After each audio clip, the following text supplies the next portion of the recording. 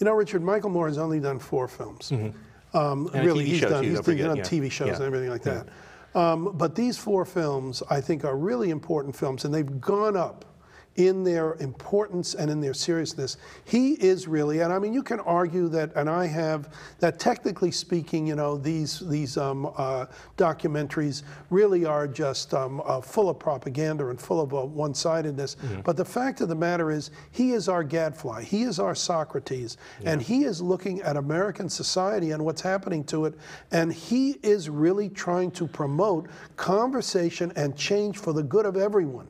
He is a working class guy. His father was a Marine. This all started, in a GM factory right? in Flint. It all started in Flint when he saw people getting laid off by the tens of thousands. So he is very much concerned with America. He loves America, and all of these people who climb on him.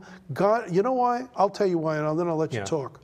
They are, the American populace who climbs on him is terrified of acknowledging what he's showing them. Well, that's why you get to the very schoolyard level of so much of what's directed against the guy for his appearance and whatnot. No, I think it's shown that his ears, you know, his nose is a lot closer to the wind than a lot of people that consider themselves great representatives. He was on Wolf Blitzer on CNN the other night and just excoriated the guy for just passing on things from the White House essentially. Well, but he was on Larry King and did a very nice job with Larry King. Yeah. You know. So this is like it's proving that his instincts are on the whole right. I'd love to see one of his movies I didn't feel like apologizing for a little bit, you know. But I think this one, I think his technique is getting smoother. I think the fact that he did the Cuba trip at the end of this movie, which is like I think dubious from a propaganda. I think there's omissions in it, and but at the same time visually it opened the film up a lot.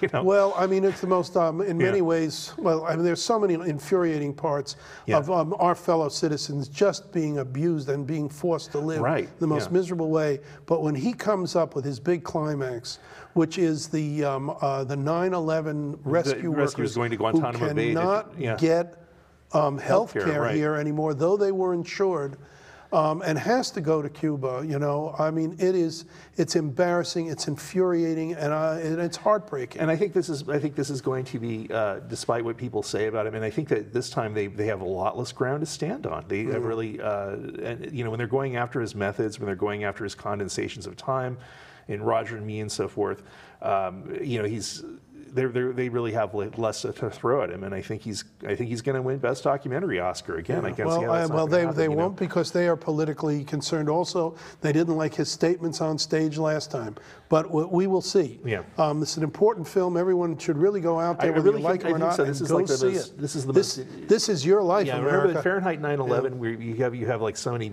whys and wherefores about it. We were kind of holding back. This of course, it was absolutely accurate. This is imperative. Yeah. Okay.